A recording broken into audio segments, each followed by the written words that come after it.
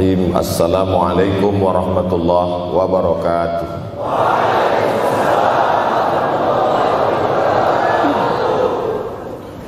Alhamdulillahi wa kafa, wassalatu wassalamu ala al-habibil mustafa wa ala alihi wa ashabihi ahli tuqa wal wafa.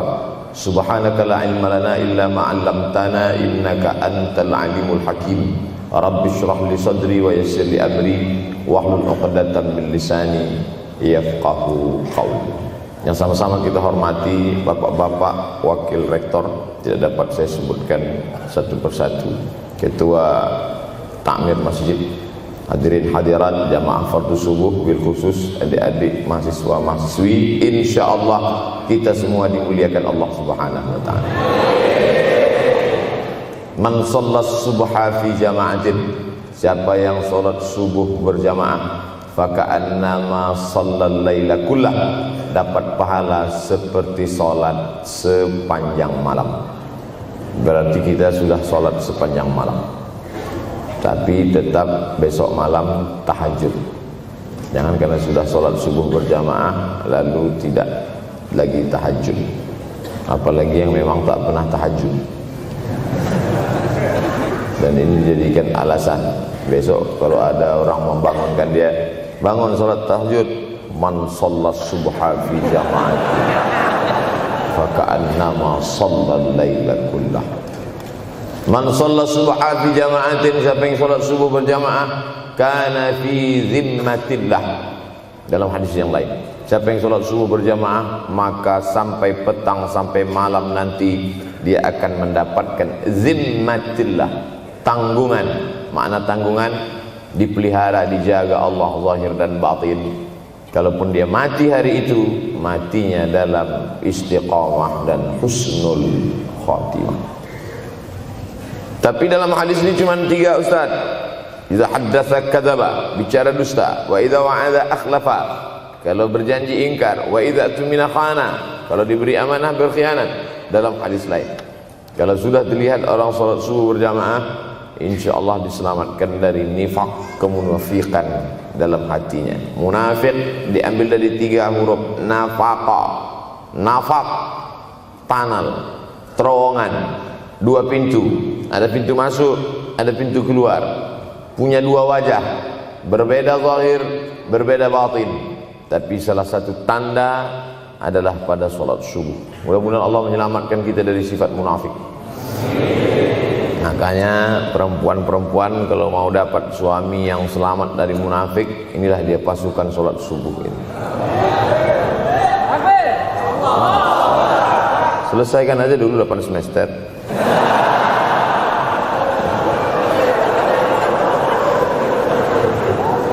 Imam Abu Ja'far Al-Barzanji menulis dalam syairnya, walamma tamma min hamlihi, ketika sempurna hamil Aminah, syahrani 2 bulan, ala ashhuril aqwalil marwiyah, menurut riwayat yang masyhur, tufiya bil madinatil munawwarati abuhu Abdullah, meninggallah abuhu, bapaknya, bapak Nabi Muhammad SAW, Abdullah bin Abdul Muttalib bin Hashim bin Abdi Manaf bin Qusay, di kota Al-Madinah Al-Munawwarah. Ketika itu usia Nabi 2 bulan dalam kandungan. Setelah itu Nabi SAW pun lahir, dibesarkan dalam peluk cium kasih sayang Aminah. Lalu kemudian pada usia lebih kurang 4 tahun dibawa lagi ziarah ke makam ayahnya. Dan dalam perjalanan pulang dari ziarah itu meninggal pula Aminah. Apa pelajaran yang ingin diambil dari kematian ayah dan ibu Nabi ini? Banyak analisa sesuai dengan ilmu orang masing-masing. Bagi psikolog yang katanya pengaruh akal manusia itu dipengaruhi 4, maka kata mereka manusia ini berpikir itu dipengaruhi oleh pertama ayah, yang kedua ibu, yang ketiga bacaan, yang keempat lingkungan. Maka Allah ingin membersihkan Nabi Muhammad sallallahu alaihi wasallam dari 4 ini. Apakah akal Nabi Muhammad itu dipengaruhi oleh ayahnya? Tidak, karena dia tidak sempat bertemu. Apakah Nabi Muhammad SAW itu akalnya dipengaruhi oleh ibunya? Tidak, karena 4 tahun sudah meninggal dunia. Apakah Nabi Muhammad SAW itu dipengaruhi oleh bacaannya? Tidak, karena Nabi tidak bisa membaca. Walladzi ba'atsa fil ummiyina rasulan minhum. Allah yang mengutus dia kepada umat yang ummi, la yaktub wa la yaqra, tak menulis dan tidak membaca.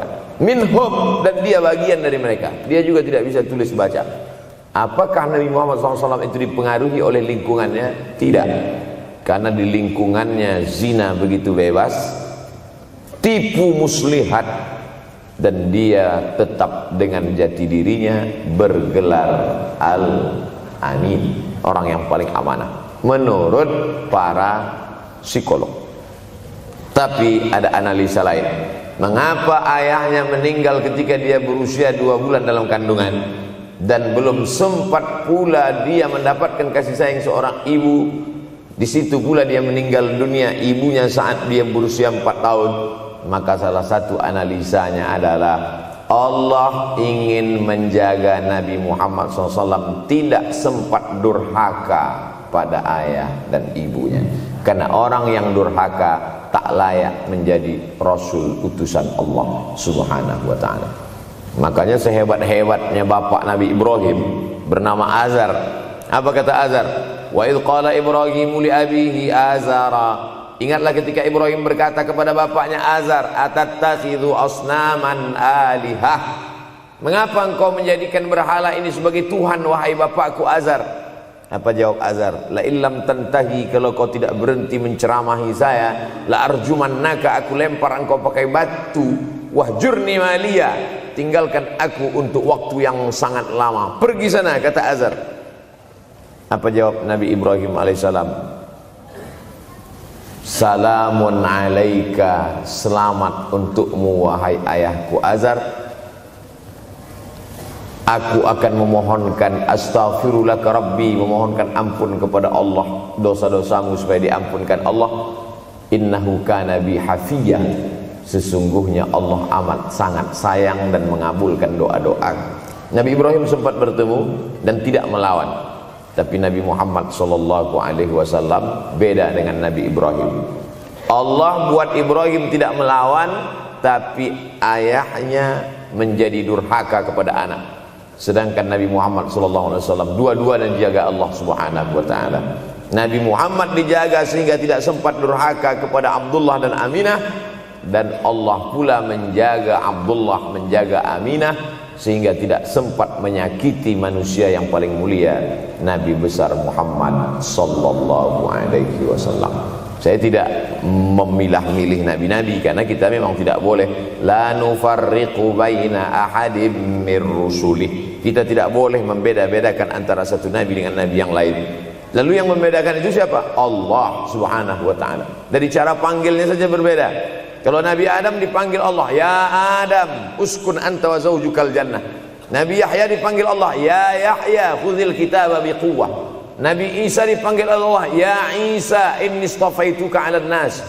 Tapi Nabi Muhammad sallallahu alaihi wasallam, Allah tidak pernah manggil dia ya Muhammad.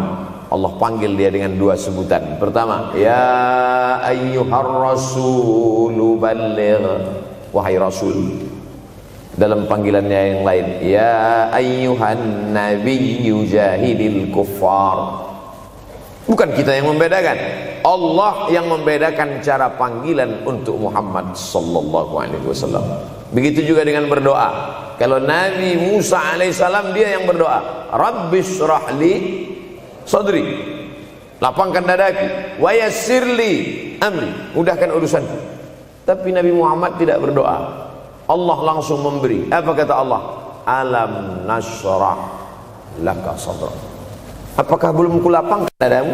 Wa rafa'na laka dzikrak, kami angkat bebanmu. Alladzi anqadha dhahrak, yang membebani pundakmu.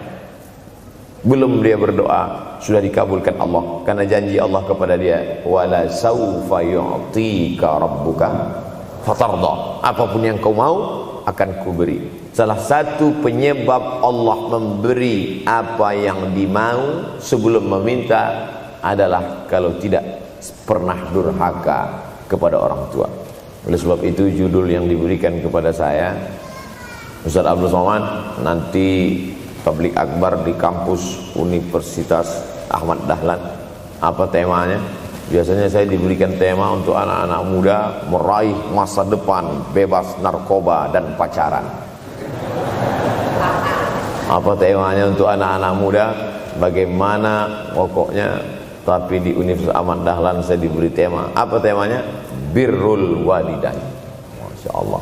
Saya bilang alhamdulillah, untung saya nggak dikasih tema birruz zaujatain. Artinya apa? Sehebat apapun prestasi akademikmu, kalau sampai tidak memuliakan orang tua, hampa di hadapan Allah Subhanahu wa taala.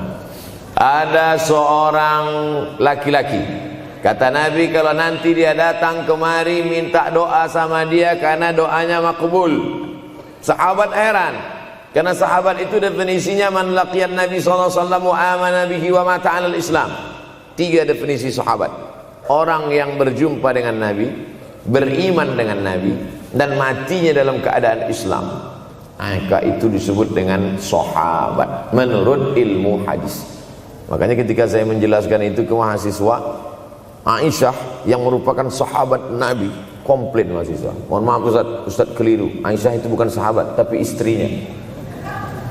Kita bicara ilmu hadis.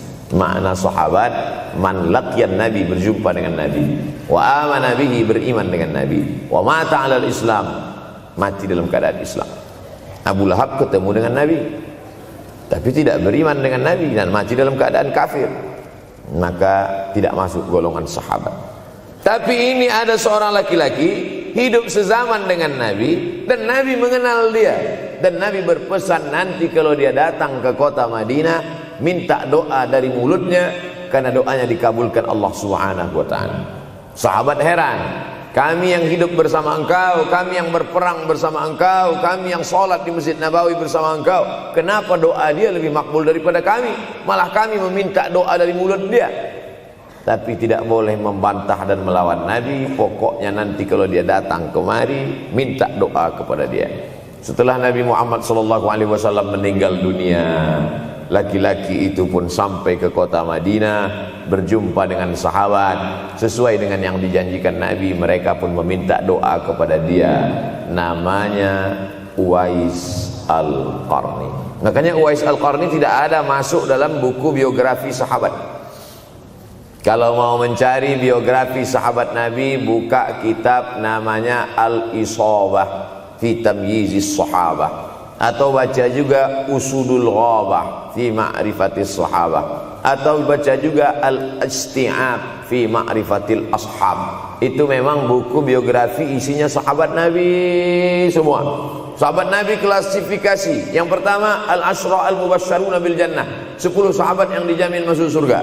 Level kedua, sahabat Nabi yang ikut perang Badar.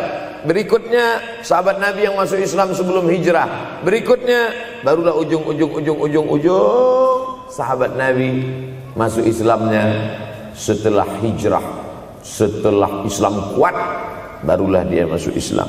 Tapi nama Uwais Al-Qarni tidak ada di dalam, karena dia tidak cukup syarat untuk menjadi sahabat, karena dia tidak pernah berjumpa langsung dengan Nabi Muhammad sallallahu alaihi wasallam. Tapi kenapa doanya makbul? Ternyata dia tidak berjumpa dengan Nabi bukan karena dengki, bukan karena musuh, bukan karena tidak beriman. Dia tidak jumpa dengan Nabi, salah satu sebabnya adalah karena dia menjaga ibunya di Yaman. Makkah di tengah, Yaman di bawah, Syam di atas, negeri Syam. Tak ada hubungan dengan negeri paman Syam. Syam di atas, Yaman di bawah, Makkah di tengah. Liila fi Quraisy, perjalanan orang Quraisy. Ila fihim rihlatash shita'i was-shaib, perjalanan syita musim dingin, shaif musim panas. Musim dingin mereka ke Yaman, musim panas mereka pergi ke negeri Syam. Kenapa dingin ke Yaman? Karena Yaman ini kalau musim dingin tidak terlampau dingin, salju tidak turun. Kalau pergi ke negeri Syam, salju turun. Palestina, Yordania, Suriah, Lebanon. Suriah, Lebanon ada salju. Maka musim panas Nabi pergi ke negeri Syam, karena kalau musim panas di Yaman panas sekali. Sedangkan ke negeri Syam panasnya tidak seberapa. Perjalanan orang Arab Quraisy ini diceritakan Allah, di negeri Yaman itulah tempat kampung Uwais Al-Qarni. Tidak sempat dia berjumpa dengan Nabi, tapi doanya lebih makbul daripada orang-orang yang berada bersama Nabi, karena keutamaan berbakti kepada ibu. Kalau sama ayah boleh ngelawan Pak Ustaz? Enggak juga. Jangan ini nanti dijadikan dalil. Kamu kenapa lawan bapakmu? Ada seorang laki-laki. Ini kadang jamaah pandai motong-motong ceramah saya, hanya untuk mencari pembenaran. Sedangkan kita ngaji ini mau mencari kebenaran. 1000 dalil bagi orang untuk mencari kebenaran, tapi ada 1001 hujjah untuk orang yang suka mencari pembenaran. Nah, jadi kalau saya bicara tentang ibu, sesungguhnya ayah sudah masuk. Karena tanpa ayah kita juga bukan apa-apa dan bukan siapa-siapa, walaupun jatah ayah sepertiga, sedangkan ibu lebih daripada itu. Man ahaqqun nas bi husni suhbati, siapa orang yang paling layak mendapatkan baktiku ya Rasulullah? Ummuka. Summa man, siapa lagi? Ummuka. Summa man, siapa lagi? Ummuka. Summa man, abuka. Itu yang menyusun itu Nabi SAW, bukan saya. Itu makanya ibumu, ibumu, ibumu, bapakmu. Kenapa Nabi 3 kali? Kenapa Nabi menyebut laki-laki 1 kali, perempuan 3 kali? Karena ibumu mengandung, ibumu melahirkan, ibumu menyusukan. Siapa yang mau dapat 3 kali? Coba yang 3 ini. Mengandung, melahirkan, menyusukan. 3 ini belum bisa dilakukan oleh laki-laki dimanapun. Adapun merubah wajah sudah bisa. Makanya ada lady boy, wajah lady, betis boy. Tapi untuk mengandung tidak bisa. Ana Rahman, aku ini Rahman, kata Allah. Syaqaqtur rahim wa ja'altu lahu isman min ismi. Aku ciptakan satu makhluk di dalam perut perempuan, maaf, namanya rahim, dari namaku. Ini yang belum bisa dibuat dokter dimanapun di dunia ini, menciptakan rahim, belum bisa. Andai terpecah rekor ini, maka kebanggaan luar biasa bagi LGBT. Tidak bisa, sampai hari kiamat tidak akan bisa, janji Allah. Karena Allah mengatakan dalam hadis qudsi, Ana Rahman ja'altu lahu isman min ismi. Maka ada satu makhluk dalam perut perempuan yang diciptakan, diambil dari Asmaul Husna. Sehebat-hebatnya laki-laki, dari ujung rambut sampai ujung kaki tidak ada di tubuhnya ini yang diambil dari Asmaul Husna, tak ada. Bahwa namanya dari Asmaul Husna ada, Abdus Somad. Tapi ada makhluk di badannya diambil dari Asmaul Husna, itu hanya ada pada perempuan. Oleh sebab itu perempuan luar biasa. Makanya kampus Universitas Ahmad Dahlan memuliakan perempuan. Mana perempuan? Di atas letaknya. Makanya saya tidak terlalu berani mendongak ke atas. Begitu hebatnya perempuan. Perempuan adalah ibumu, perempuan adalah istrimu, perempuan adalah anakmu, perempuan adalah adikmu. Maka saat engkau memuliakan perempuan, engkau sedang memuliakan 4 aspek dari kehidupan. Ketika Nabi Muhammad SAW diutus Allah ke atas muka bumi ini, salah satunya adalah mengajarkan manusia bagaimana menempatkan pada posisinya. Posisi dia adalah tempat kita menumpang. Ketika ada seorang laki-laki yang sudah sukses diwawancarai, siapa orang yang paling berjasa dalam hidup Anda? Dulu waktu saya merantau ke Yogyakarta, belum ada apa-apa, saya sempat numpang di rumah dia selama 4 bulan. Kata seorang artis dalam sebuah wawancara, Begitu bangganya dia berkata, itulah orang paling berjasa kepada saya karena saya sempat numpang di rumahnya 4 bulan. Tapi ada yang dia lupa, bukan rumahnya yang kau tumpang, bukan ruang tamunya yang kau diami, sempat numpang di perutnya 9 bulan 10 hari. Tak pernah kau sebut. Angkat tangan yang tidak menumpang di rahim, langsung dari planet Mars langsung kemari. Enggak ada. Mr. Bean yang kita semua sehebat apapun pernah menumpang di perutnya. Oleh sebab itu makanya dosa yang paling mengerikan adalah kalau ada orang jual sabu-sabu, peminum khamar, di dunianya bahagia, happy, senang. Itu Ustaz, pengedar narkoba, hidupnya aman, adem, ayam, tentram. Di akhirat azabnya baru diberikan Allah Subhanahu wa taala. Ada orang yang pelakor senior tapi hidupnya di dunia senang-senang saja, di akhirat nanti azabnya ditunda. Namanya istidraj. Istidraj diambil dari kata daraja, tertunda. Azab yang tertunda. Sudah jadi judul sinetron. Azab yang tertunda. Tapi ada satu perbuatan dosa yang pasti di dunia dirasakan. Apa itu? Durhaka pada orang tua. Orang yang durhaka pada orang tua, di dunia dia tetap dapat, di akhirat dapat sekali lagi. Itu janji Rasulullah SAW. Lama hidup banyak dirasa, jauh berjalan banyak dilihat, lama jadi ustadz banyak yang curhat. Maka tidak 1 2 itu saya lihat dalam kehidupan. Hebat, rezeki banyak melimpah ruah, tapi jauh dari kebahagiaan. Apa sebab? Janji Rasulullah SAW. Orang yang durhaka pada orang tua di dunia sudah dapat, di akhirat dapat lagi. Dapat. Di mana letak keadilan Allah? Kenapa di dunia sudah dapat, di akhirat dapat lagi? Yang di dunia itu baru DP-nya, di akhirat baru kau rasakan cash-nya. Oleh sebab itu jangan pernah melawan pada orang tua. Jangan pernah melawan. Apapun kata dia, jurus menghadapi orang tua ini tidak banyak, 3 saja. Kalau dia marah-marah, kalau dia cerewet, kalau dia ngamuk-ngamuk, pertama diam. Pulang kampung marah dia.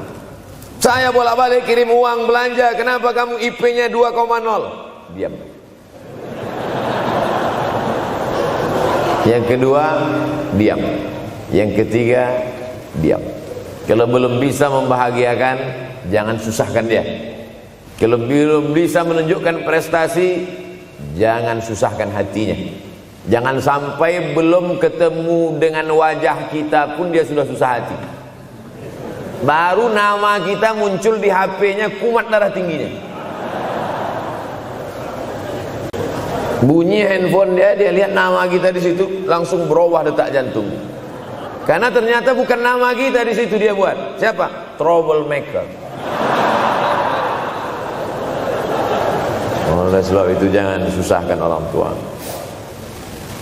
Saya tidak ujuk-ujuk langsung jadi ustadz. Saya sempat jadi mahasiswa terlama di dunia. Saya kuliah di Mesir tahun 1998 sampai 2002. 4 September 1998 menginjakkan kaki di Kairo. November pulang tahun 2002. Tidak pernah sekalipun saya menyusahkan orang tua saya. Tak pernah saya minta uang pada mereka. Sampai almarhumah emak saya bertanya, kau makan apa di sana? Makan nasi, saya bilang. Dari mana dapat uang? Beasiswa saya cukup, Mak. 162 pon. 50 untuk makan, 50 untuk rumah, tinggal 62. 20 dibagi lagi untuk ongkos, 20 untuk buku, 20 disimpan, mana tahu demam sakit gak ada uang. Sampai pulang. Sampai akhirnya dia kasih tanya, gimana caranya ngirim uang supaya nanti di akhirat kalau Allah bertanya, pernah gak ngirim uang? Pernah. Ya, saya tak mau menyusahkan. Saya menganggap kalau nanti saya minta hatinya susah, kalau nanti saya banyak minta, saya tak bisa balas, maka saya bukan berarti mengajak adik-adik tidak minta uang. Saya paham tak semuanya dapat beasiswa, artinya minta. Cuman kalau minta ya pulang nanti sampaikan ke orang tua, saya sudah dengar ceramah Ustaz Somad, maka saya tidak minta lagi, man. Tidak.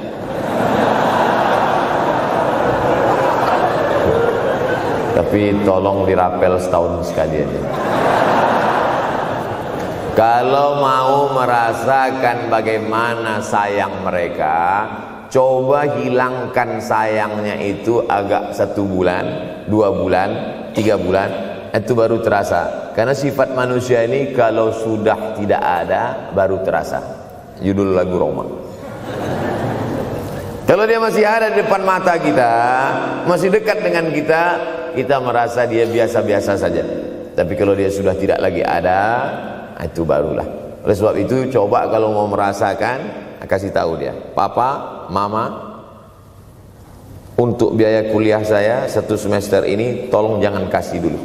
Saya mau jual koran dulu, saya mau kerja di Dorsmir dulu, saya mau kerja loper dulu, saya mau susah-susah dulu. Seketika saat kita tahu susahnya itu, tetes peluh keringat, air mata, di situ loh baru kita tahu, oh ternyata perjuangan mereka ini luar biasa. Saya tidak bicara ceramah saja, tapi dalam kehidupan saya pribadi dulu saya laksanakan, saya pernah buat, saya pernah kerjakan. Tapi tidak saya rencanakan itu, saya harus begini, tidak. Memang bagian dari takdir hidup. Mungkin tidak minta uang itu karena jauh ke Mesir. Kalau seandainya dekat, sering juga minta. Nah, memang dikondisikan saya untuk terbang jauh ke Mesir, lalu kemudian setelah jauh itu tidak meminta, tapi kemudian setelah pulang berjumpa, sempat bersama orang tua. Bulan Maret 2019 kemarin baru meninggal dunia ketika saya sedang ceramah di Madura, Pulau Madura, diundang oleh sahabat saya, kakak kelas di Mesir dulu, Dr. Fauzi Tijani. Dan pagi itu rencananya mau ziarah ke makam Kiai Khalil di Pulau Madura.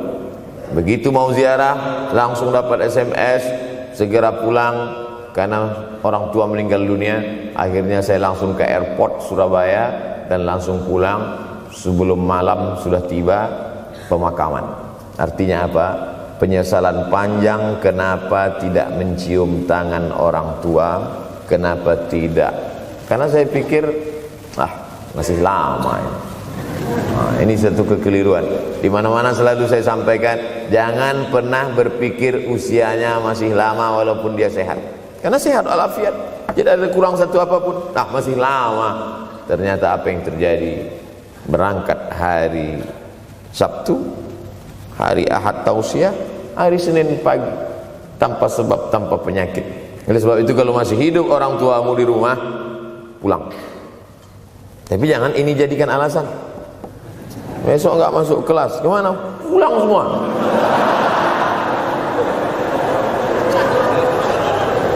Pulang sesuai dengan kondisi, situasi dan keadaan. Pulang. Kalau masih bisa membahagiakan dia apa makanan kesukaannya, belikan. Suka makan apa dia? Belikan. Itu yang dia inginkan. Andai kita gendong dia dari Yogyakarta berangkat ke kota Makkah, sampai di Makkah tawaf 7 putaran, dari Safa ke Marwah, pulang lagi ke Jogja, belum tentu dapat membayar sekali teriakan dia saat mengeluarkan kita ke alam dunia. Jadi banyak orang terlalu membanggakan. Saya sudah banggakan dia Pak Ustaz, saya sudah bayarkan ONH-nya. Berapa? Baru DP-nya. Sudah merasa berbakti kepada orang tua? Belum. Makanya digunakan kata birrul walidain. Kenapa Allah tidak menggunakan kata husnul walidain? Hasan baik, jayyid baik, thayyib baik, khair baik. Tapi yang dipakai birrul walidain. Hanya satu-satunya kata untuk orang tua dipakai birrul walidain. Karena kata birru adalah sifat Allah Subhanahu wa taala. Makanya di antara Asmaul Husna ada Al-Barrut Tawwab. Allah yang punya sifat itu. Maka kita diharapkan berakhlak seperti akhlak Allah Subhanahu wa taala. Addabani Rabbi fa ahsana ta'dibi. Allah mendidik aku menjadi beradab sehingga adabku penuh. Allah Subhanahu wa taala tidak ada puji Nabi Muhammad SAW. Hai Muhammad yang salat tahajudnya sampai kakinya bengkak. Hai Muhammad yang hajinya tidak ada. Apa kata pujian Allah untuk Nabi Muhammad SAW? Wa innaka la'ala khuluqin azim. Akhlak agung dan mulia. Oleh sebab itu tak ada gunanya prestasi S1, S2, S3, postdoktoral, profesor kalau tidak berbakti kepada orang tua. Makanya orang tua itu levelnya langsung setelah Allah. Wa qadha rabbuka alla ta'budu illa iyyah. Langsung wa bil walidaini ihsana. Ihsan. Lihat lagi penggunaan kata ihsan dalam hadis Nabi. Jibril alaihissalam datang, rambutnya tidak berdebu, bajunya sangat putih bersih, tapi tidak ada orang yang kenal. Diriwayatkan oleh Sayyidina Umar ibn al-Khattab radhiyallahu anhu, aku melihat ada seorang laki-laki rambutnya sangat hitam dan bajunya sangat putih, tapi kami tidak ada yang kenal. Ini tiga indikasi ini menunjukkan kebingungan. Kalau ada orang rambutnya sangat hitam dan kita kenal, berarti dia memang orang situ, memang tinggalnya di situ. Tapi dia kalau orang perantau, rambutnya pasti berdebu karena tinggal di gurun pasir. Sekarang kan banyak tuh anak-anak muda yang rambutnya berdebu. Itu berarti orang jauh, bukan orang Jogja. Bajunya sangat putih, tapi kami tidak kenal. Kalau bajunya agak-agak kotor, berarti dia musafir. Pantas kalau kita tidak kenal. Tapi bajunya sangat putih, berarti dia memang orang situ. Tapi kami tidak kenal. Kata Umar bin Khattab, rambutnya sangat hitam, bajunya sangat putih, tapi kami tidak kenal. Dan dia duduk berhadapan dengan Nabi, lututnya dekat dengan lutut Nabi, tapi kami tidak kenal. Dia bertanya tentang iman, dia bertanya tentang Islam, dia bertanya tentang ihsan. Setelah selesai baru Nabi bertanya, Umar, ya, kamu tahu siapa tadi yang datang bertanya tentang iman, Islam dan ihsan itu? Tidak, Jibril yu'allimukum dinakum. Tadi yang datang itu adalah Jibril alaihissalam. Orang selevel Umar bin Khattab tidak kenal Jibril. Ada orang Indonesia baru ketemu Jibril.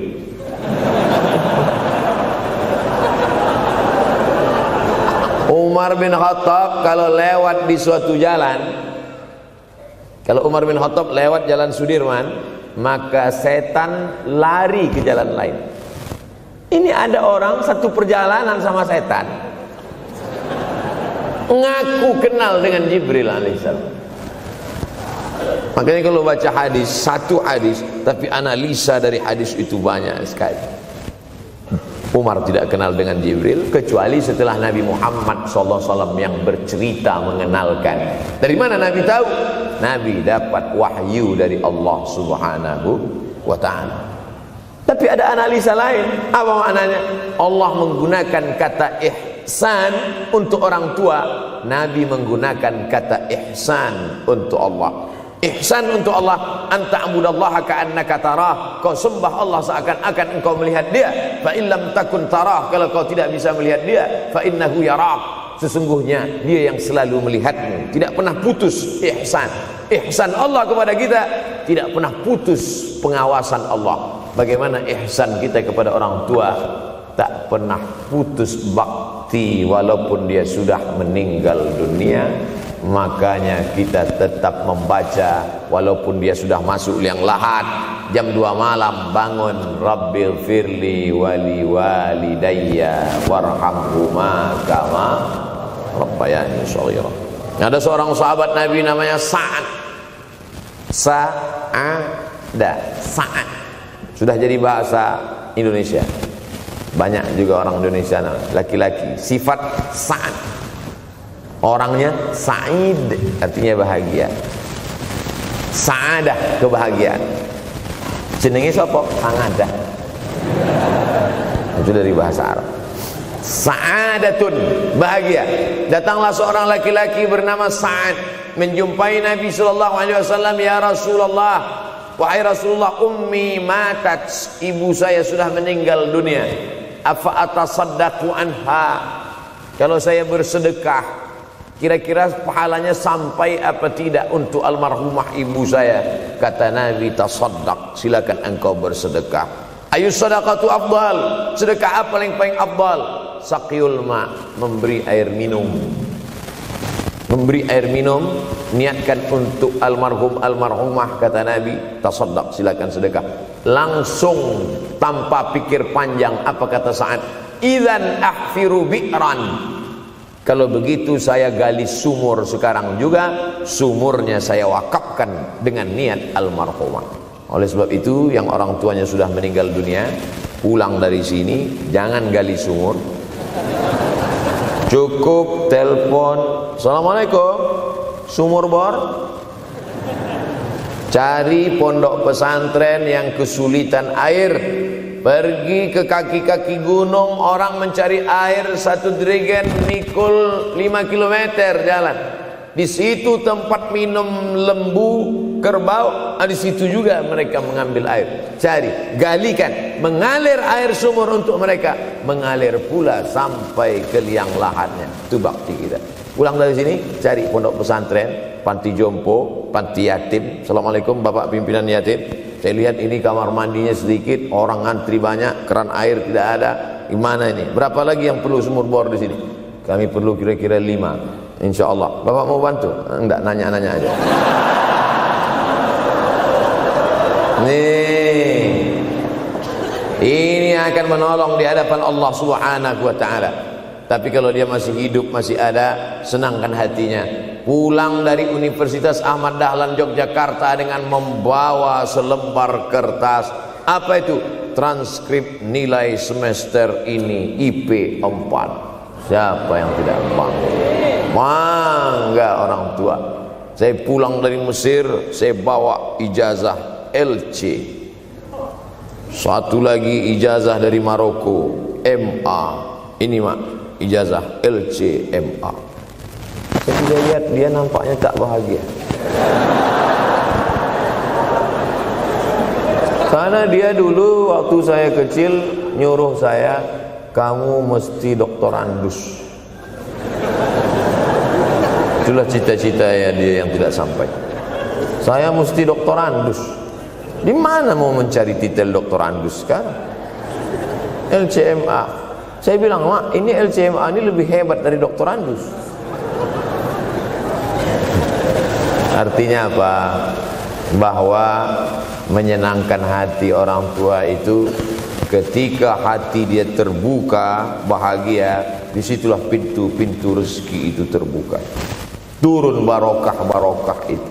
Buah kalau matang itu dijolok, jatuh. Dan menjatuhkan rahmat Allah itu, membuka pintu-pintu langit, mengetuk pintu-pintu rahmat dan ridha Allah dengan ridha orang tua. Makanya kata Nabi, ridha Allah fi ridhal walidain. Kalau Allah ridha, maka semua yang kau mau dia berikan. Orang kalau sudah ridha itu artinya senang. Orang kalau sudah senang, semua dia kasih. Apa yang ada di tangannya, itu dia berikan. Tadi malam sampai di hotel, datang seorang jamaah, buka cincinnya. Cincin paling dia sayang, dia kasih ke saya. Laki-laki. Nah nih Ustaz Somad, ambil. Duduk saya tadi, duduk. Datang anak muda, dia lihat saya tak pakai sorban, dikasihnya sorban. Cuman akadnya belum jelas apa ngasih atau pinjam, Allah. Orang kalau sudah senang hatinya, semua dia kasih. Begitulah orang kalau sudah dapat ridha Allah Subhanahu wa ta'ala. Kita baru berharap dapat ridha Allah. Makanya habis salat subuh selalu diajarkan, raditu billahi Rabba, aku ridha engkau sebagai Rabbku ya Allah. Apakah Allah ridha terhadap kita? STJ, status tak jelas. Cara mendapatkan ridha Allah, pancing dengan ridha orang tua. Senangkan hatinya, terbuka pintu rezeki. Makanya sulit hidup kita, sempit. Dari kerut kening kita udah kelihatan. Kenapa? Karena tidak ada ridha Allah akibat tidak pernah menyenangkan hati orang tua. Senangkan orang tuamu, jadikan dia seperti raja, maka rezekimu akan melimpah seperti rezeki raja-raja. Bukan hadis Nabi, dapat saya dari grup WhatsApp. Senangkan saja hatinya, apa yang dia mau beri, tapi dengan cara yang halal. Nah, ini harus dalam kurung syarat dan ketentuan berlaku. Jangan gara-gara ceramah ini nanti pulang kalian ke rumah, papa, mama, ini ada mobil, ini ada rumah, ini berangkat pergi haji. Wow, orang tua senang, 2 bulan masuk KPK. Innallaha tayyibun, Allah maha suci, la yaqbalu illa tayyiban. Allah tidak menerima kecuali yang suci-suci saja. Wa anfiqu, berinfaklah. Wa anfiqu, bersedekahlah. Wa anfiqu, berwakaflah. Wa anfiqu, berzakatlah. Min thayyibat, yang baik-baik. Yang tidak baik tidak diterima Allah Subhanahu wa taala. Kamu lagi ngapain? Nyuci. Lagi ngapain? Nyuci. Pakai air apa? Air kencing. Begitu kata Syekh Abdul Wahab Asy-Sya'rani dalam kitabnya Tanbihul Mughtarrin. Tanbih, peringatan. Mughtarrin, pada orang yang tertipu, menyangka sedang berbuat baik padahal sebenarnya tidak baik. Itu yang disindir Allah dalam Al-Quran. Wa yahsabuna annahum yuhsinuna sun'a. Mereka menyangka sedang berbuat baik. Nah, ini juga tidak betul. Niatnya sudah baik, membahagiakan orang tua, tapi caranya tak betul. Mama, papa, alhamdulillah kuliah saya sudah selesai, ini skripsi saya.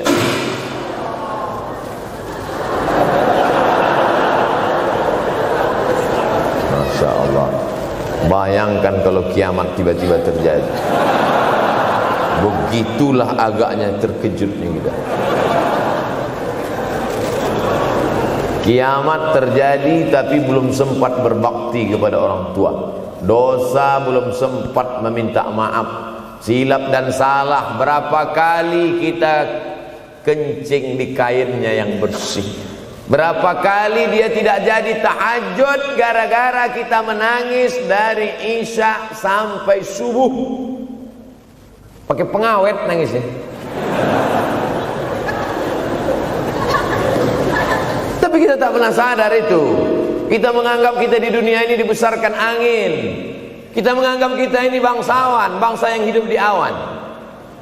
Berapa kali dia tidak jadi sholat duha gara-gara kita kencing. Berapa kali nasi yang sudah mau disuap masuk ke mulutnya tak jadi. Bahkan dia tidak makan sama sekali. Dan berapa kali makanan dia belikan hanya untuk susu, hanya untuk menyenangkan kita. Pernah kita balas. Dan dia tidak pernah minta balas itu. Oleh sebab itu, siapa yang mengingatkan? Abdul Somad diberikan judul berat ini. Judul yang paling berat ceramah tentang orang tua, tentang ibu, tentang ayah. Jarang saya mau menerima judul-judul pengajian. Ini pun dikasih tahu setelah sampai di sini. Maka saya belok-belokkan dikit. Ini air mata udah mau menetes, belokkan. Nanti kalau saya nangis di sini, siapa yang ceramah kalau saya nangis? Oleh sebab itu maka yang orang tuanya masih ada, beruntung dan bertua, bawakan dia rumah makan. Ada sahabat saya namanya Ustadz Lukman di Pontianak, bukan Kuntilanak. Mereka punya program namanya Bawa Ibu ke Rumah Makan. Keren nama programnya. Bawa orang tua ke rumah makan. Nanti hari libur adik-adik anak-anakku sekalian libur, bawa ayah, bawa ibu ke rumah makan. Ketika Ustadz Lukman cerita itu ke saya, Ustadz Somad, kita punya program baru nih. Apa nama programnya Ustadz? Bawa ibu ke rumah makan. Alhamdulillah Ustadz Lukman, seluruh rumah makan di Pekanbaru tempat tinggal saya itu semua sudah saya bawa. Emak almarhumah saya bawa sup tunjang, saya bawa rendang, saya bawa goreng ayam, saya bawa goreng puyuh, saya bawa. Cuman ada rumah makan ular sawah itu yang tak saya bawa singgah. Lain dari itu sudah saya bawa. Tak ada penyesalan dalam hati. senangkan hatinya. Apa pakaian yang dia suka? Orang tua itu tidak minta yang besar, asal ada saja. Pulang dari Yogyakarta sampai ke rumah, ini tadi ada nampak sedikit tanda terkenang, kalau banyak makan sendiri.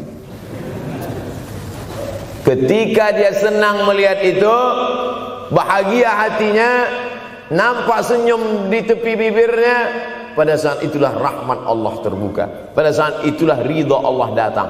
Mengapa sulit mencari pekerjaan? Mengapa payah mencari penghidupan? Salah satu yang mempersempit ridha Allah itu adalah karena tidak berbakti kepada orang tua.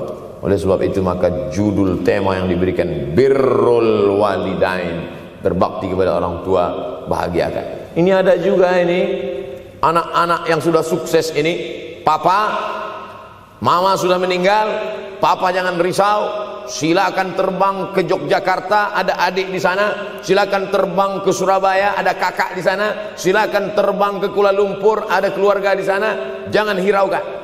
Kata bapaknya, kalian terbangku saja kalian pikirkan, kemana aku hinggap tak kalian pikirkan.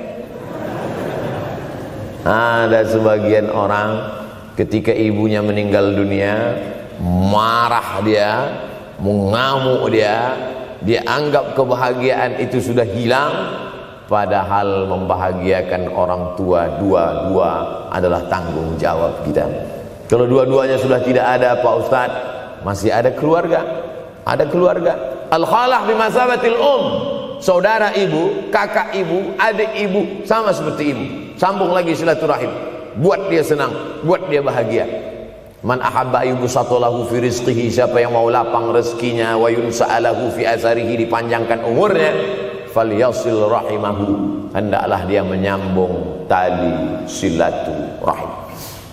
Saya ceramah di satu kota.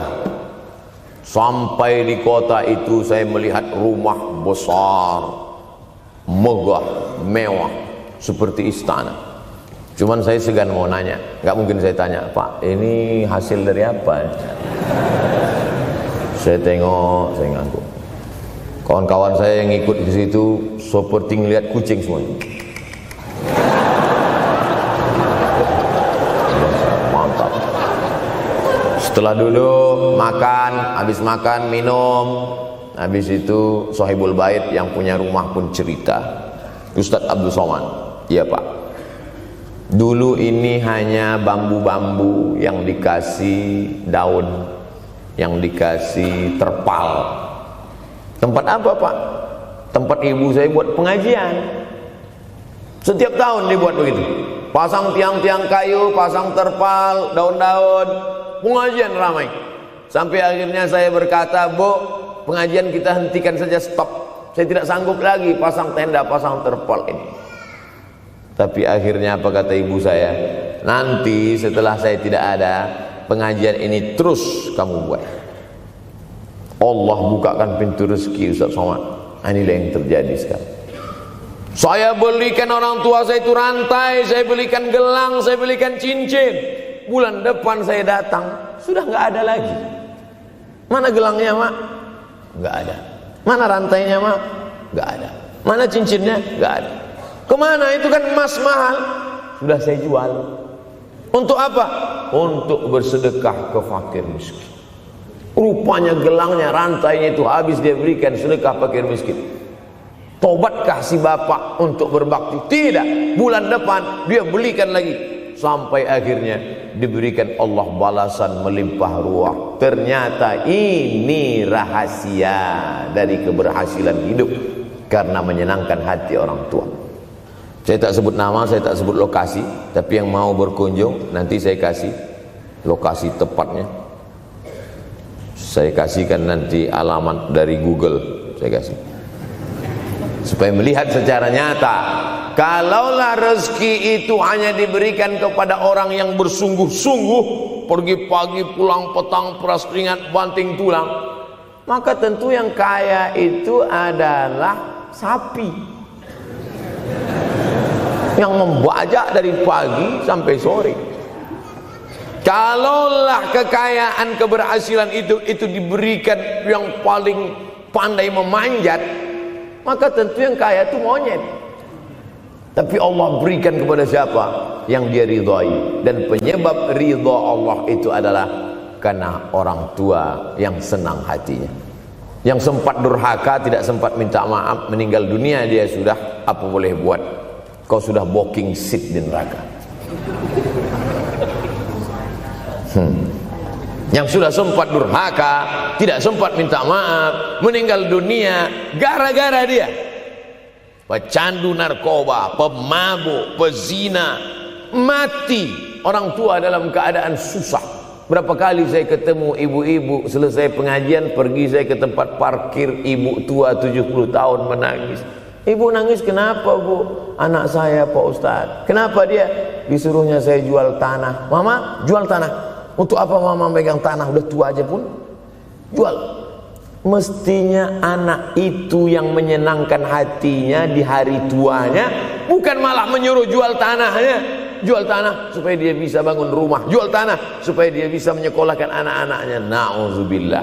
Sudahlah tidak membahagiakan, malah menyusahkan. Ustaz, anak saya nyuruh saya jual tanah saya supaya dia senang, supaya dia dapat duit. Gimana nih Pak Ustaz? Mungkin si ibu berharap saya menjawab, ibu sabar aja ya bu, sabar ya. Ibu salah tanya bu. Kalau mau sabar cari ustadz lain, ada spesialis sabar, bukan saya. Begitu dia kasih tahu, anak saya maksa saya jual tanah saya, Pak Ustadz gimana? Mana alamat rumah anaknya?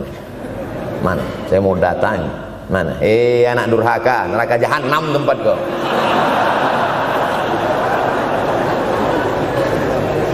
Tak mau dia ngasih alamat. Rupanya dia takut nanti anak saya malah marah sama saya, Pak Ustadz. Saya kasihan. Mudah-mudahan Allah berikan kekuatan pada ibu. Tapi cerita ini bukan satu dua contoh kasus. Ternyata zaman sanggup memperkarakan pengadilan hanya karena sebatang pohon kayu. Atau cuma saya yang dapat berita aja? Adik-adik ada juga dapat kiriman itu? Sanggup memperkarakan sebatang pohon kayu. Padahal kalau kau jual semua kebunmu itu, belum tentu dapat menebus. Datang seorang laki-laki mengadu kepada Nabi Muhammad SAW. Ya Rasulullah, ini bapak saya ini kurang ajar sekali. Bapaknya kurang ajar? Diambilnya harta saya ya Rasulullah. Gimana ini ya Rasulullah? Apa kata Rasulullah SAW? Anta wa maluka li abik. Anta sampai ke tempat kita jadi ente. Anta wa maluka, ente, harta ente, li abik, punya bapakmu. Jangankan hartamu yang di rumah itu, dirimu pun punya bapakmu. Nabi membela, seolah-olah Nabi berkata, apa yang diambil itu belum ada apa-apanya dibandingkan melepuh kulitnya untuk memberikan engkau sesuap makanan yang halalan thayyibah. Orang yang durhaka pada orang tuanya, insya Allah anaknya juga akan durhaka kepada dia. Oleh sebab itu maka jangan pernah durhaka. Kalau sempat durhaka lalu kemudian meninggal dunia dia Pak Ustaz, sudah meninggal pun tetap masih bisa berbakti. Pertama dengan doa, kedua dengan sodakoh. Kalau kebetulan rezeki banyak sodakoh. Kalau tidak ada rezeki melimpah, doa. Bangun malam, Rabbi firli wali walidayya warhamhuma kama Rabbi firli, ya Tuhanku ampunkan aku, wali walidayya, ibu dan ayahku, warhamhuma, sayangi mereka berdua, kama, sebagaimana Rabbayani shaghira, sebagaimana mereka mendidik aku. Coba kita lihat susunan kalimatnya, seperti ada kekeliruan kalimat. Na'udzubillah, mana mungkin kalimat Allah keliru. Allah ingin menegur kita, sayangi mereka sebagaimana mereka mendidik aku. Mestinya kalimatnya kan tidak begitu, sayangi mereka sebagaimana mereka menyayangi aku. Tapi ternyata sayang belum tentu mendidik, tapi mendidik pasti sayang. Karena bunyi kalimatnya, sebagaimana mereka mendidik aku. Jadi banyak juga anak-anak ini tidak sayang karena salah didik. Disangka sayang itu dengan ngasih motor, disangka sayang itu dengan ngasih gadget, Disangka sayang itu dengan ngasih transfer uang yang berlebihan. Belum tentu sayang. Dulu ada insinyur arsitek yang membangun salah satu rumah keluarga saya. Kuliahnya di Jogja. Cerita dia, dulu saya kuliah di Jogja, Ustadz Abdul Somad, insinyur. Terus teman kami sakit di kos-kosan. Kami bingung mau nelpon siapa. Akhirnya datang mobil mewah, parkir polisi, tentara, ramai.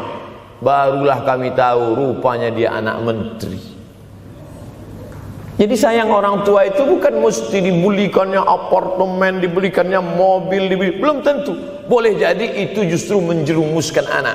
Diberikan apartemen, diberikan mobil mewah. Habis 2 bulan kena virus HIV AIDS.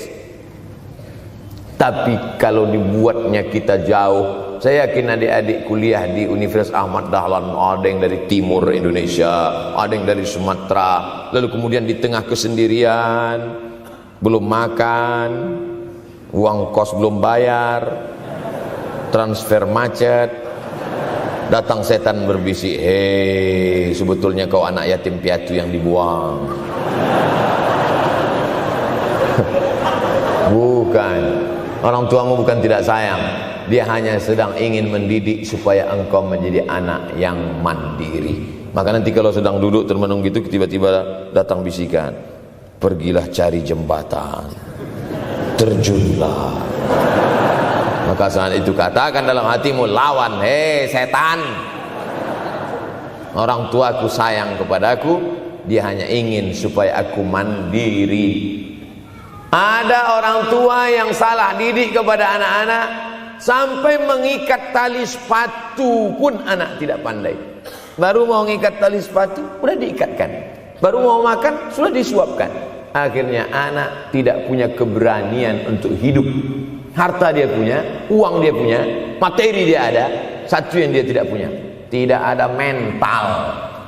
Tapi anak-anak, adik-adik Universitas Ahmad Dahlan adalah orang yang punya keberanian untuk hidup. Betul? Yang di hadapan saya ini, siapa yang tidak punya keberanian hidup? Ini yang jam 5:30 masih belum hidup lagi. Tidak punya keberanian untuk hidup, hidupnya terlambat. Tapi mahasiswa Universitas Ahmad Dahlan punya keberanian untuk hidup. Bahkan mungkin dia lebih dulu hidup daripada saya. Lebih dulu bangun dia tadi. Alhamdulillahillazi ahyana ba'da ma amatana wa ilaihil nusyur. Tengok jam, oh rupanya masih jam 1, tidur lagi.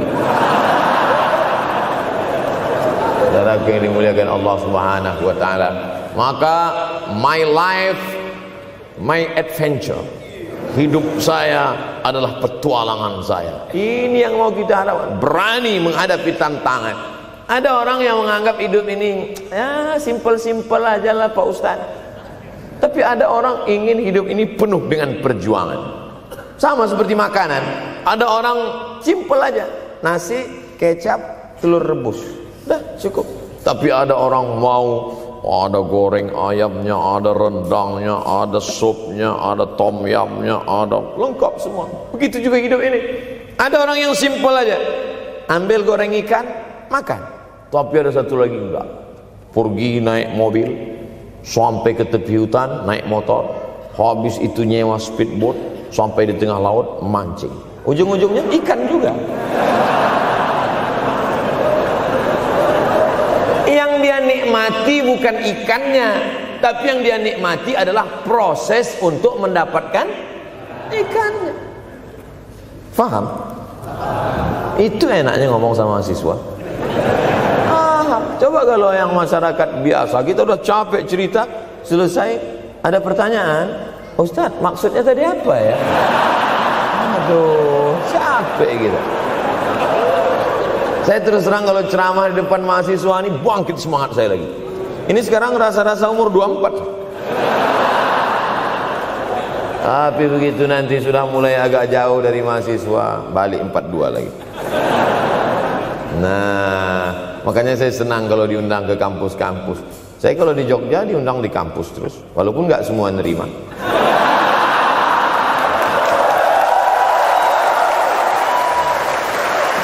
Saudara saudaraku yang dimuliakan Allah Subhanahu wa taala, maka kita harus sering-sering bersama. Apa ini takbir? Takbir itu ngusir setan. Tadi saya ceramah jam 4:30. Sekarang sudah jam 5:30 Artinya saya sudah ceramah 70 menit. Ini sudah keluar dari kode etik. Karena di mana-mana saya ceramah 60 menit. Kenapa bisa Ustaz Somad ceramah 70 menit di Universitas Ahmad Dahlan ini? Kenapa? Semangat. Semangat yang membuat kita. Padahal berdiri lagi. Tahan, belum sarapan lagi. Tahan. Artinya apa? Yang membuat kita kuat itu bukan materi, bukan makanan, tapi semangat. Maka jangan sempat kehilangan semangat. Bangkitkan semangat. Semangat terus. Semangatnya apa? Semangat ingin membahagiakan orang tua. Kalau lupa, tulis. Biasanya mahasiswa ini kan suka lupa. Tulis di dinding kamar. Semangat bahagiakan calon mertua.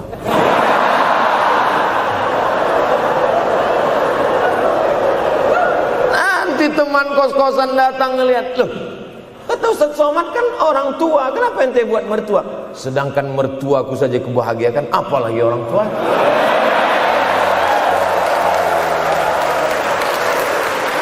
Begitu hebatnya. Cuman kadangnya kita hanya mendapat ini hanya di sinetron-sinetron saja. Real nyatanya di mana? Datanglah ke Universitas Ahmad Dahlan. Jadi hidup ini harus ada target yang mau dicapai. Banyak orang targetnya nggak benar. Saya ingin menjadi orang yang punya kepribadian, Pak Ustadz. Rumah pribadi, mobil pribadi. Target bahagiakan orang tua. Gaji pertama kalau kerja nanti umroh. Oh, gitu. Ma, doakan. Nanti kalau aku kerja insya Allah gaji pertama nanti memberangkatkan umroh. Syukur-syukur nggak usah diomongkan dulu, kasih surprise. Senang. Mama, ayah, ini gaji pertama. Dia buka, tengok 700.000.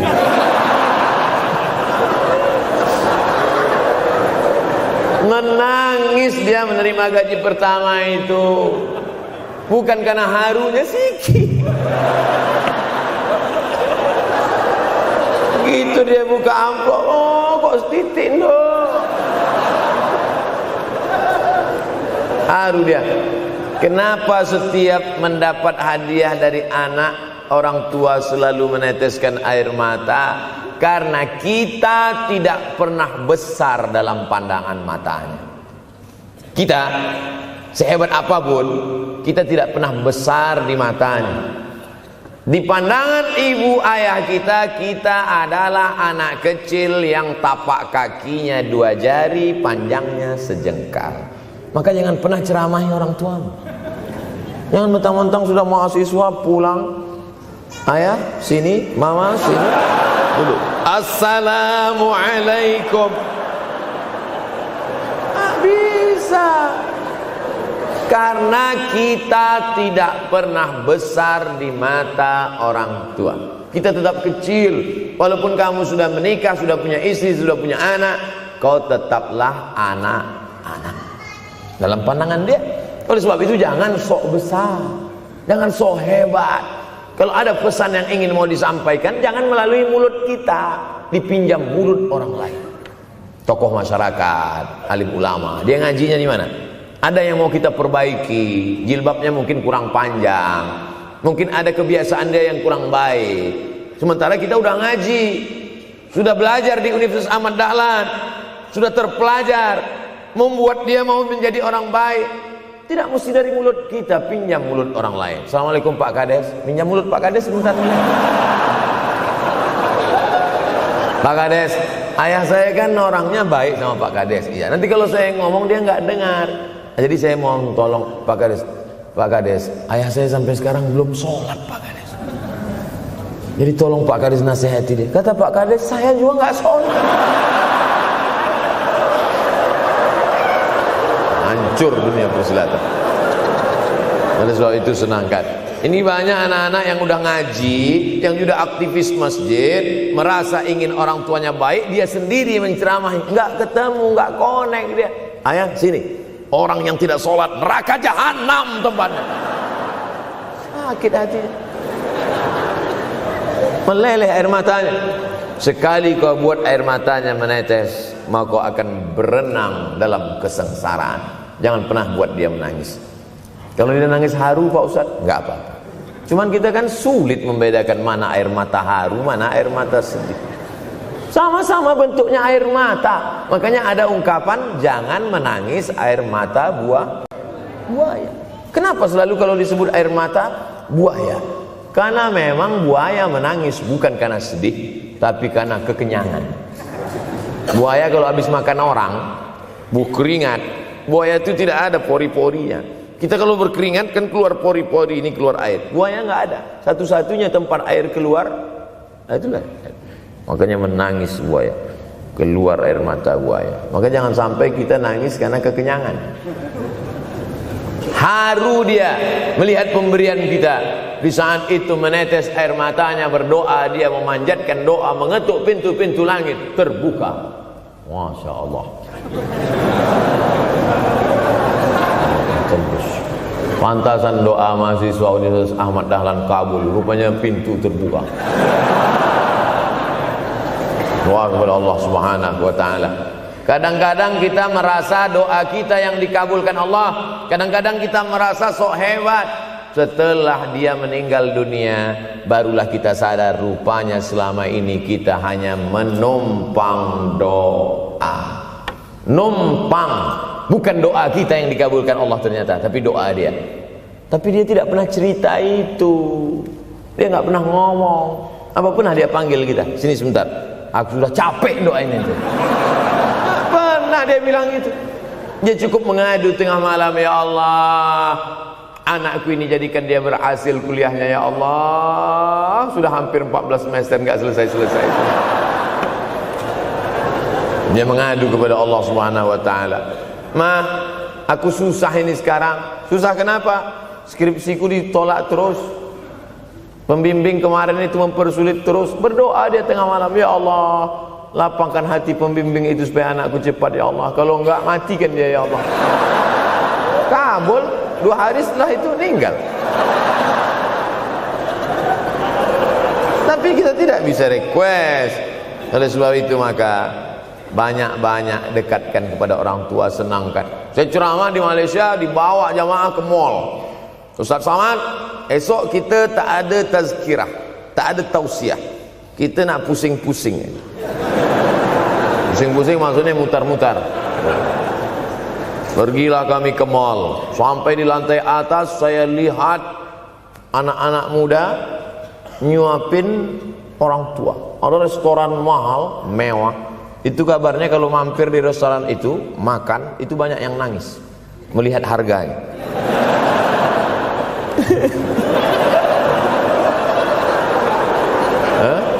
Ada saya lihat anak-anak muda yang ganteng-ganteng, perempuan yang cantik-cantik menyuap orang tua. Orang tua yang sudah tak berambut, sudah perempuan tak berambut lagi, rontok saking tuanya, kulit sudah keriput. Duduk, didorong pakai kursi roda, dibawa ke mall, sampai di itu diberikan restoran tercanggih, termahal, dia sendiri yang menyuapkan makanan. Ternyata bagi saudara-saudara kita Tionghoa, salah satu mengundang berkah menyenangkan orang tua. Itu keyakinan mereka. Kok kenapa ente kasih makan? Ya oke lah. Ajaran kita mengajarkan tapi kita tak amalkan. Ketika tetangga, kawan, sahabat kita mengamalkan, rezekinya melimpah, baru kita heran. Dia kok kaya ya? Iyalah, dia kan punya tuyul. Tuyul mana bisa bawa duit banyak? Nih keberkahan. Oleh sebab itu, jangan cuma sekedar ngaji-ngaji aja. Pulang dari sini, kalau memang tinggal di Yogyakarta atau di luar nanti pas liburan, sisihkan uang, bawa dia ke mall, bawa dia ke restoran, senangkan hatinya, bawa dia jalan-jalan. Cuman tetap juga yang logis. Kalau dia udah tua, janganlah dikasih kacang goreng. Sesuaikanlah, agar-agar kasih. Ini nggak perlu dikunyah. Kiri kanan gol, kiri kanan gol. Orang tua bawa kasih kacang, menyiksa aja. Saudaraku yang dimuliakan Allah Subhanahu wa taala, kenikmatan yang terbesar adalah ketika orang tua masih ada bersama kita. Kalau sudah tak ada, nanti saat Idul Fitri, Allahu Akbar, Allahu Akbar, Allahu Akbar, la ilaha, barulah menetes air mata. Mama. Saya kalau sudah menengok orang menangis terlalu berlebihan mengenang orang tua, ini pasti ada, kalau bahasa kampung kami, something wrong. Pasti ada sesuatu ini. Karena orang kalau sudah habis tumpah, dia tidak akan menetes lagi. Tumpahkan kasih sayangmu itu sampai habis ludes, dia tidak akan menetes lagi. Tak ada penyesalan, karena semua sudah kita berikan. Kalaupun menangis hanya tetesan kasih sayang. Tapi kalau sampai mencakar dinding, mama, ini pasti. Saya kalau ada orang yang menyesal sampai mencakar dinding, mau saya antukkan aja kepala yang gede. Dulu waktu hidup kenapa enggak waktu? Sekarang udah mati baru kau menangis kan? Senanda. Nah, tapi tentu sesuai kemampuan kita, karena kata Allah, la yukallifullahu nafsan illa usaha. Allah tidak membebani orang lebih dari semestinya. Ustaz ceramah sampai jam berapa ini? Sampai jam 6 insyaallah. Saya mau lengkapkan. Jam kita sama tuh. Oh sama, jam 6. Jam 6 maka saya ceramah 90 menit nanti di Universitas Ahmad Dahlan.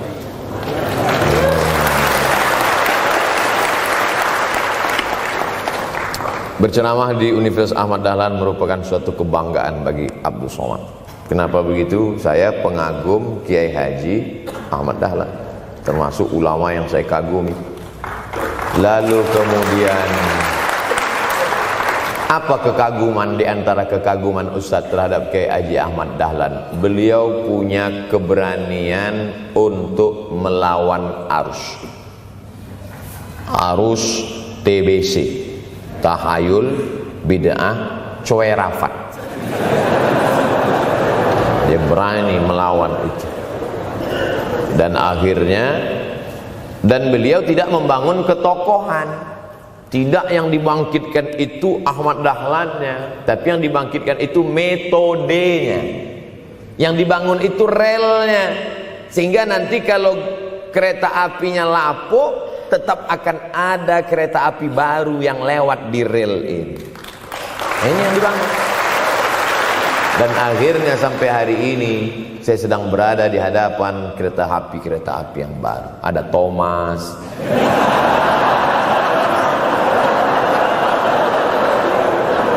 Kok Ustaz tahu Thomas? Anak saya paling suka itu. Satu koper kereta. Artinya apa? Bangun rel, maka akan ada lokomotif baru. Dunia boleh berganti, zaman boleh berubah. Idza waqa'an ala ahadikumul qiyamah, kalau kamu sudah mau mati, wa fi yadihi fasilah, di tanganmu ada bibit korma. Sudah mau mati, di tangan ada bibit korma.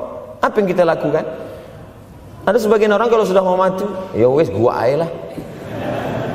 Kalau di tanganmu ada bibit korma, gali-gali tanah sedikit, tanamkan. Untuk apa nanam korma sudah mau mati? Bukan kita sempat memakan manisnya, tak sempat bernaung di bawah daunnya yang rindang. Bukan kita yang menikmati, tapi ada orang lain dan pahalanya mengalir ke makam kita. 28.000 ibadah mengalir ke makam Kiai Haji Ahmad Dahlan. Angka 28.000 itu dari mana Pak Ustaz? Angka mahasiswa Universitas Ahmad Dahlan. Ustaz tahu dari mana? Ya makanya kalau orang ngomong tuh dengar. Makanya saya kalau diundang ceramah, Ustaz nanti sebelum ceramah kita ada acara makan dulu. Iya, selama itu saya diam aja. ngumpul-ngumpulkan bahan.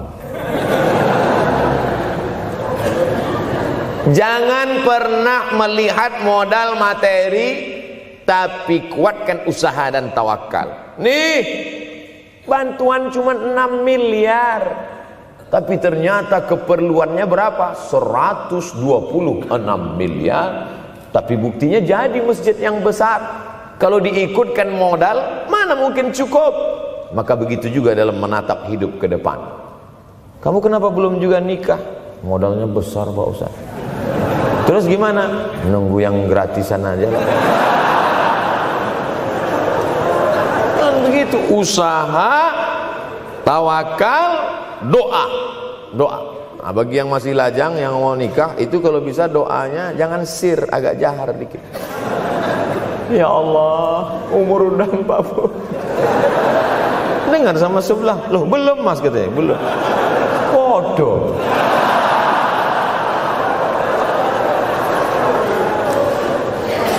Kira-kira rezeki itu Allah yang ngatur atau kita yang ngatur? Allah. Makanya di antara Asmaul Husna Ar-Razzaq, yang maha memberi rezeki. Kalau Allah yang mengatur, mungkinkah Allah menyia-nyiakan kita? Tidak. Cicak di dinding, semua tahu, karena dari kecil kita memang sudah diajari lagu cicak. Cicak, cicak di dinding. Ada nggak pernah yang dinyanyikan lagu kadal? Ada. Kenapa mesti cicak? Coba tanya ibu kita yang dulu nyanyikan. Mama, kenapa cicak, Ma? Karena kalau buaya terlalu gede, nak. Kenapa cicak? Dia sedang mengajarkan kita bagaimana cicak dengan segenap kelemahannya. Cicak itu binatang yang lemah, hidupnya aja sungsang. Kita selalu berlawanan dengan cicak. Yang kata kita di atas, kata cicak di bawah. Tapi makanan cicak luar biasa. Apa makanan cicak? Helikopter, nyamuk. Cicak tidak bisa menggunakan tangannya, karena kalau dia pakai tangannya jatuh. Kadang pakai 4 aja jatuh. Selalu kan kejadian eksiden cicak jatuh. Cicak tidak pernah gunakan tangannya untuk makan, karena dia harus berpegang kuat. Apa yang dia pakai? Lidahnya. Lidahnya dia pakai.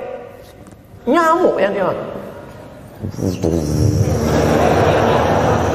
Helikopter. Habis dimakan oleh cicak.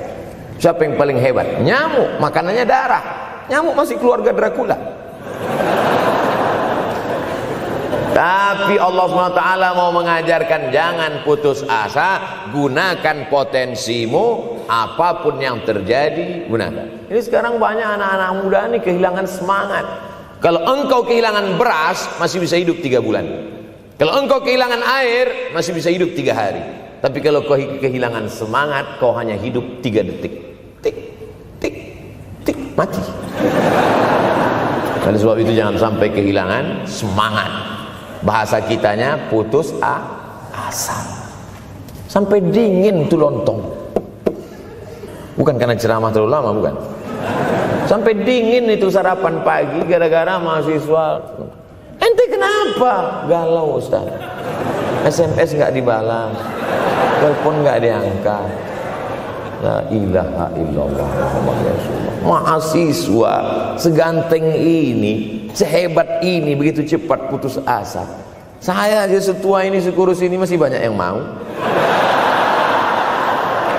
Lihat tuh komen-komen di Instagram, baca tuh komen-komen di YouTube. Ustadz, jadikan aku yang kedua ya.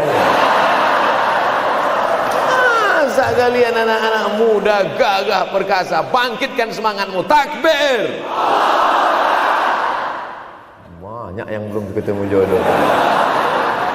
Saudara yang dimuliakan Allah Subhanahu wa taala, maka bangkitkan semangat. Tapi yang namanya semangat ini tidak bisa bangkit dengan banyak. Kita lihat orang bersemangat, pede di depan orang, pede luar biasa. Dia kok pede sekali? Pakai sandal. Banyak juga yang semangat, pede luar biasa, rupanya pakai jimat. Kita pede kita bukan karena sabu-sabu, bukan karena narkoba. Pede kita karena kita sudah serahkan semuanya pada Allah. Inna sholati wa nusuki wa mahyaya wa mamati lillah. At-tahiyatul mubarakatul sholawatut thayyibatul lillah.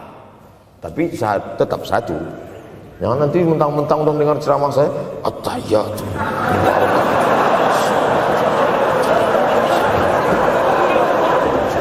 Dalam hati saya, ini bukan punyaku ya Allah, ini semuanya punya Engkau, punya Engkau. Berhasil kalian, sukses kalian, punya apartemen, punya kondominium, punya mobil. Datang teman nanya, hebat ente ya, kaya sekarang ya. La haula wala quwata illa billah. Tapi ngomongnya setelah berhasil. La haula wala quwata itu setelah berhasil atau sebelum? Setelah semua dipuji orang, hebat ente sekarang ya. La haula wala quwwata, bukan punya saya, punya Allah. Tapi sekarang banyak orang salah. Ente kok enggak kerja? La haula.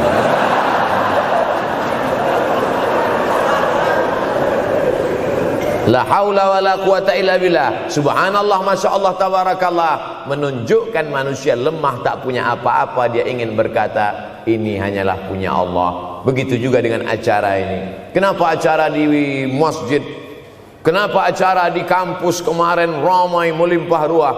Bukan karena panitia, bukan karena Ustaz Abdul Somad, bukan karena baleho yang besar, tapi la haula wala quwata illa billah. Pulang dari sini, bangkitkan semangat, senangkan hati orang tua, kejar prestasi, terus kuliah. Mudah-mudahan semuanya selalu mendapatkan kebaikan. Amin ya rabbal alamin. Terima kasih atas segala perhatian. Mohon maaf atas segala kesilapan dan kekhilafan. Abdul Somad, hamba Allah yang fakir, mohon maaf. Berpisah kita di tempat ini, tapi kita tak pernah putus dalam persahabatan, karena kita selalu bersama, jauh di tempat, dekat di doa. Terima kasih. Wassalamualaikum warahmatullahi wabarakatuh.